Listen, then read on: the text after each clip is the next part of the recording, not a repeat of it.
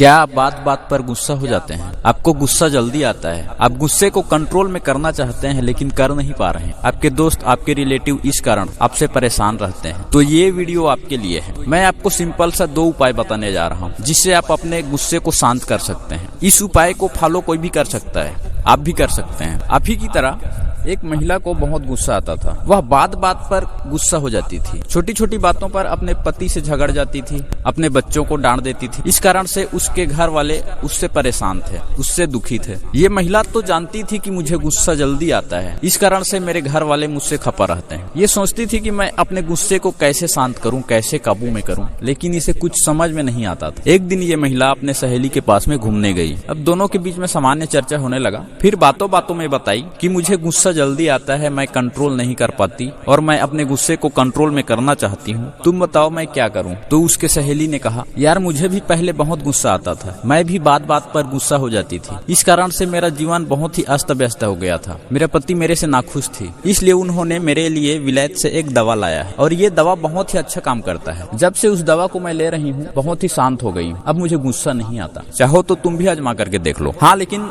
एक शर्त है, जब उस दवाई को तुम लोगी तो उसे अपने मुंह में ही रखना, उसे निगलना नहीं है। जब तक गुस्सा शांत ना हो उसे अपने मुंह पर ही रखना, तब तो काम करेगी ये दवा। महिला बोली ठीक है। अब वो महिला अपने वापस घर आ गई। अगली सुबह उसके और उसके पति के बीच में किसी बात पर झगड़ा हो गया। उस महिला ने उस दवा को निकाला और मुंह में रख लिया। उस झगड़े के बीच में उसका पति काफी कुछ उसे कहने लगा, लेकिन ये महिला कुछ नहीं कही। वो कहना तो चाह रही थी लेकिन मुंह में दवाई होने के कारण वो कुछ बोल नहीं पा रही। इस तरह से कुछ टाइम के बाद में उसका गुस्सा शांत हो गया, उसका पति भी शांत हो गया। महिला सोची, अरे वाह, ये तो कमाल का दवा है, मुझे गुस्सा आया और शांत भी हो गया। अब उस महिला को जब भी गुस्सा आता था तो वह उस दवा को लेती थी और मुंह में रख लेती थी। धीरे धीरे उस महिला की गुस्सा शांत हो गया। अब उसे गुस्सा आना बंद हो गया। दोस्तों, आपको पता है वह कौन सी दवा थी? वास्तव में वो कोई दवा नहीं था, वो तो एक शरबत का पानी था। जब महिला को गुस्सा आता था तो वो मुंह में रख लेती थी। अब मुंह में शरबत का पानी होने की वजह से वो बोलना चाहती थी लेकिन बोल नहीं पाती थी। कुछ टाइम के बाद में उसका गुस्सा शांत हो जाता था, क्योंकि गुस्सा जो है थोड़े टाइम के लिए रहता है, लंबे समय तक नहीं रहता। ये तो हुआ पहला उपाय गुस्सा शांत करने का। चलिए बात करते हैं दूसरे उपाय के बारे में। बहुत पहले की बात है, जब भगवान बुद्ध अपने धर्म का प्रचार कर रहे थे तो उस टाइम पे वे गांव गांव जाते थे और भिक्षा लेते थे। भिक्षा लेने के साथ साथ में वहां जाकर के उपदेश देते थे। जब भगवान बुद्ध अपने धर्म का प्रचार कर रहे थे उस टाइम में कुछ लोगों को उनका उपदेश अच्छा नहीं लगता था, उनसे खपा थे, उनसे नाराज थे। इस तरह से एक आदमी था जो भगवान बुद्ध से काफी नाराज था। भगवान बुद्ध घूमते घूमते उन्हीं के गांव में चला गया भिक्षा लेने के लिए। जब वह आदमी भगवान बुद्ध को देखा तो उसे बहुत गुस्सा आया और भगवान बुद्ध के ऊपर चिल्लाने लगा, उसे गालियां देने लगा। भगवान बुद्ध चुप थे, उसके बातों को सुन रहे थे। भगवान बुद्ध के चुप रहने के कारण उसे और ज्यादा गुस्सा आया और चिल्लाने लगा और गालियां देने लगा। बोला, क्या तुम निर्लज हो? तुम्हें शर्म नहीं आती? मैं तुम्हें इतना ज्यादा गाली दे रहा हूँ, तुम्हें चिल्ला रहा हूँ, लेकिन तुम हो कि कुछ बोल ही नहीं रहे, शांत हो। तो भगवान बुद्ध ने शांत मन से जवाब दिया। भगवान बुद्ध के हाथ में एक फूल था। उस फूल को देते हुए उस आदमी से बोला, ये लो उपहार मेरे तरफ से, इसे रख लो। वह आदमी गुस्से से तो आग बबूला था, झट से मना कर दिया, अरे रखो तुम्हारे उपहार को, मुझे कोई उपहार नहीं लेना है। तो भगवान बुद्ध ने अपना हाथ वापस खींचा और कहा, जब मैंने तुम्हें उपहार दिया